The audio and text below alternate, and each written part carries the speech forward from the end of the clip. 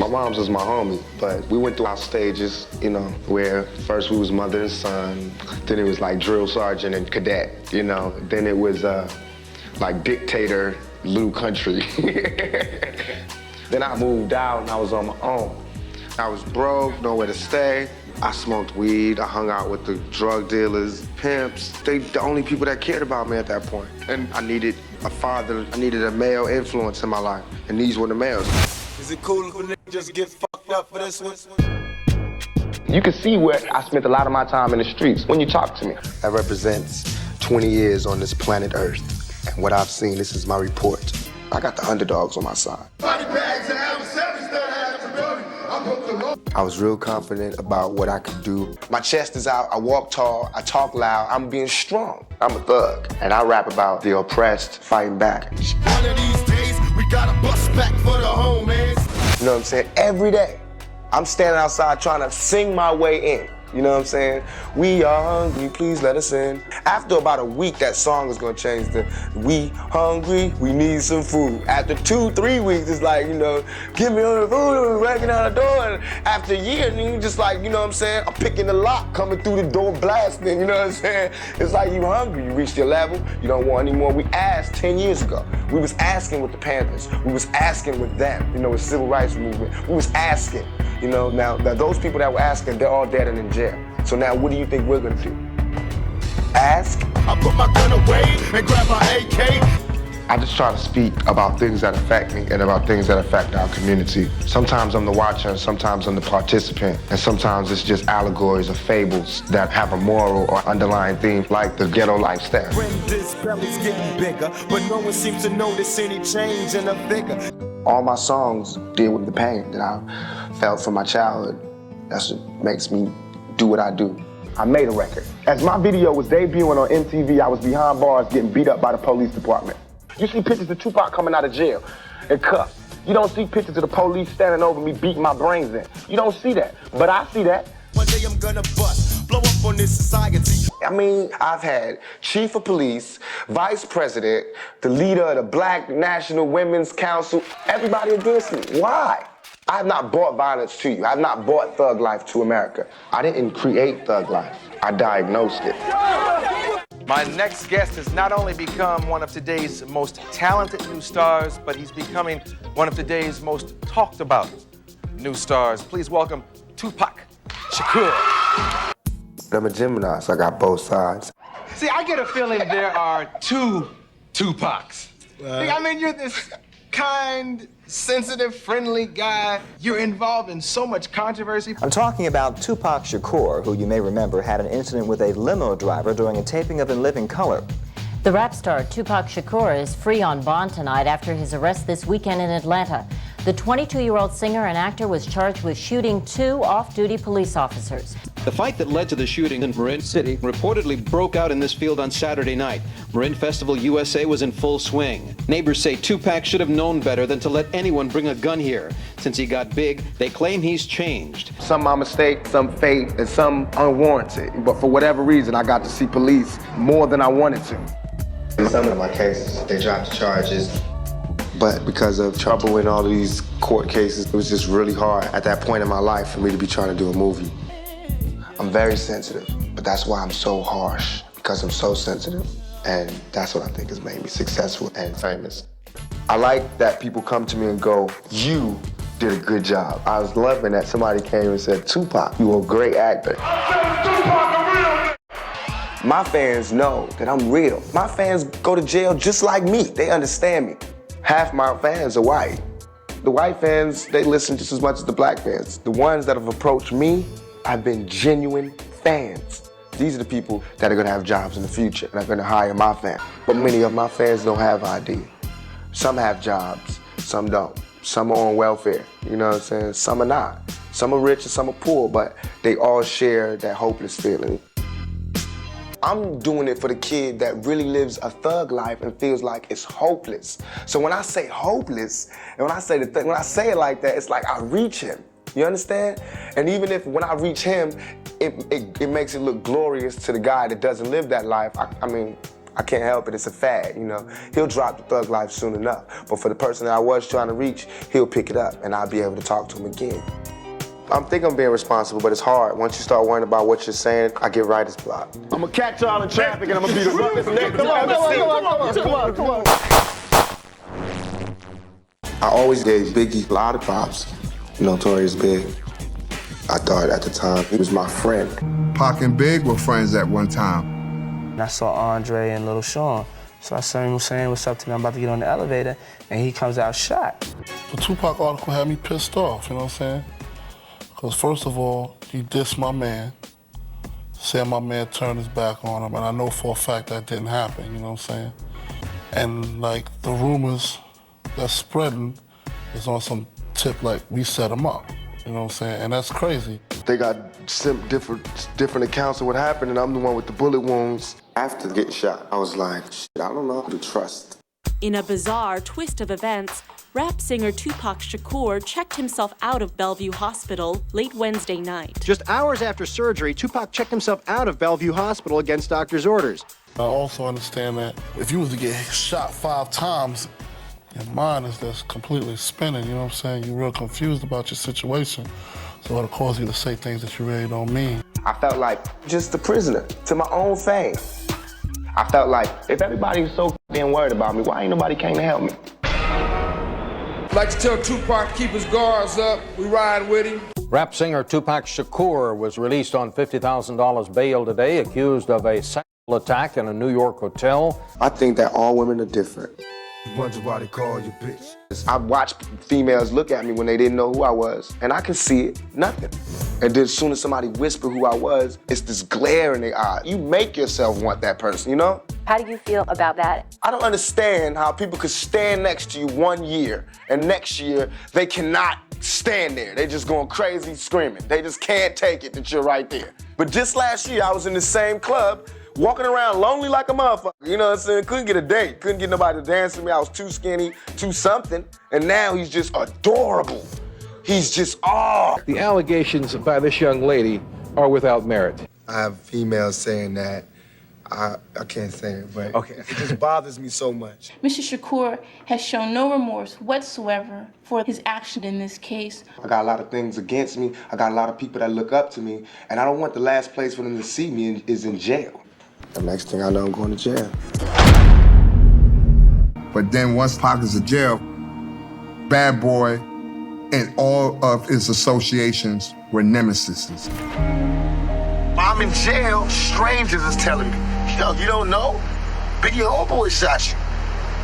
Cause they bragging, they telling they in jail. Yo, we just got Pac, woo, woo, woo. Once the conflict happens, Pac needed someone strong that was gonna stand with him. It had just so happened that Suge had his own issue with Puffy, so Suge went to jail and visited him. Remember memories so vividly. My enemies, your enemies. Just stay strong, we'll appeal, nigga, you'll be free. Down with you to the very end. Cause you ain't never had a friend like me.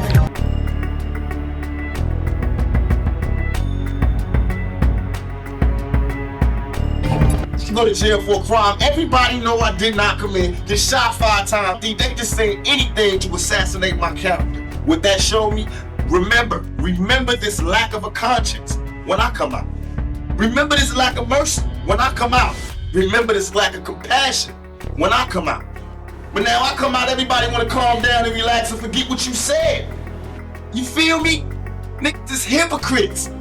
What Suge told me, he and Tupac wanted to get together. Pac was a different beast. Here's a young man accused of things he didn't do and put in jail, and he didn't know who to trust anymore. And somehow or another, he found that in Suge. California. Now you got Tupac. Tupac is back. Part of that death row fucking volcano. I heard what Pac had to say about death row. I know the relationship that Pac had with Suge. That was an organic relationship. Them two niggas had a connection. When Pac and Suge got together, it created a very volatile situation. They were gonna do what they were gonna do. and we couldn't control that. It became a street war. We're coming to overthrow the government y'all got right now, which is Bad Boy and Nas and all that bullshit. And we will bring a new government here that will feed every person in New York. It was so intense. And I was on a new page I'd never seen in my life before every day. You know, on the news, every time we were watching TV, something would come on.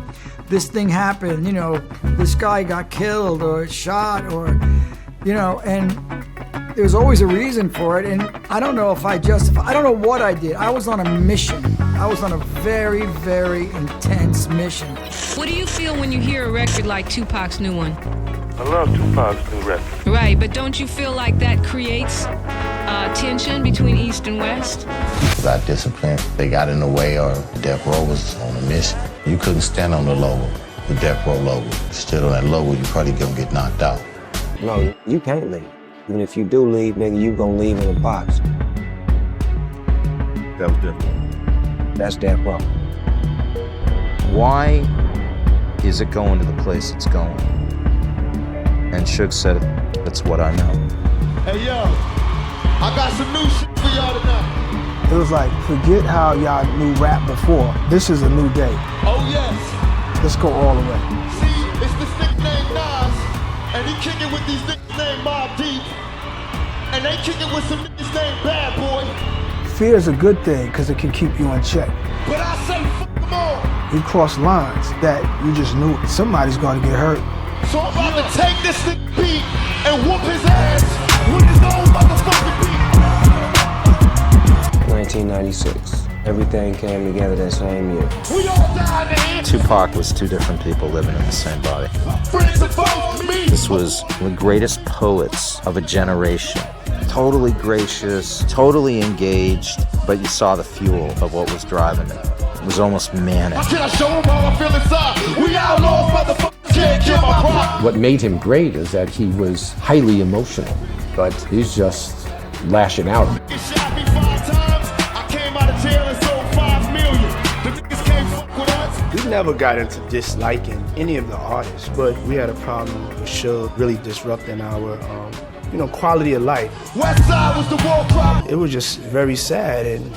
Say my name 3 times like Candyman. Sean wants to present strength. He wants to show coolness. And then there's a side of him that's all out dark. He processes things differently. He remembers every slight. Sean said Zip can give us protection going back and forth to LA because he was in with the Crips. And we had a beef with Suge Knight and the Bloods. Tupac and Biggie shit just do a motherfucking atomic bomb on the gasoline, and it just exploded. Boom. And people was taking sides, and you have now magazines like Messy Ass Vibe, and a lot of the magazines, East Coast, West Coast, this, that, woo, all that nonsense. Tupac got swallowed up by death row. He got swallowed up by his surroundings. Tupac was already crazy. It just turned him up another notch. It was already going down over. He came to a company where it was already going down.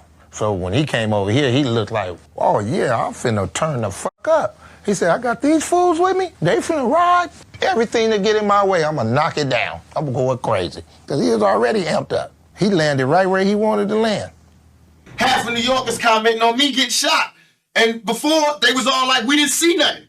When they said that, they breathed new life in me. And as far as hip-hop and all of that, I feel as though I'm not the god of hip-hop, but what we do on the West Coast, I sold 5 million in 2 months. Biggie album been out 2 years. He's barely touching 2 million. This nigga that had 50 remixes, 1,000. He got everybody in New York in his videos and still barely touching 2 million. I've been out 2 months. My shit sold 5 million with 2 videos out. I'm just starting.